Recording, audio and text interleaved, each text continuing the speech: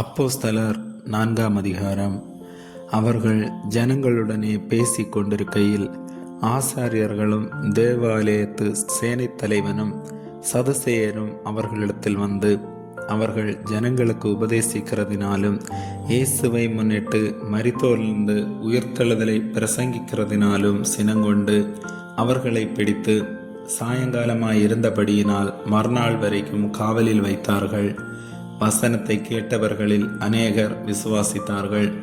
அவர்கள் தொகை ஏறக்குறைய 5000 இருந்தது. மறுநாளிலே ஜனங்களுடைய அதிகாரிகளும் மூப்பரும் வேதபாரகரும் பிரதான ஆசாரியனாகிய அன்னாவும் காய்பாவும் யோவானும் அலெக்சாந்தரும் பிரதான ஆசாரியனுடைய குடும்பத்தார் யாவரும் எருசலேமிலே கூட்டங்கூடி அவர்களை நடுவே நிறுத்தி, நீங்கள் எந்த வல்லமையினாலே எந்த நாமத்தினாலே இதை செய்தீர்கள் என்று கேட்டார்கள். அப்பொழுது பேதுரு பரிசுத்த ஆவியினாலே நிறைந்து அவர்களை நோக்கி, ஜனத்தின் அதிகாரிகளே, இஸ்ரவேலின் மூப்பர்களே, பிணியாளியாய் இருந்த இந்த மனுஷனுக்கு செய்யப்பட்ட உபகாரத்தை குறித்து எதினாலே இவன் ஆரோக்கியமானான் என்று நீங்கள் இன்று எங்களிடத்தில் விசாரித்து கேட்டால்,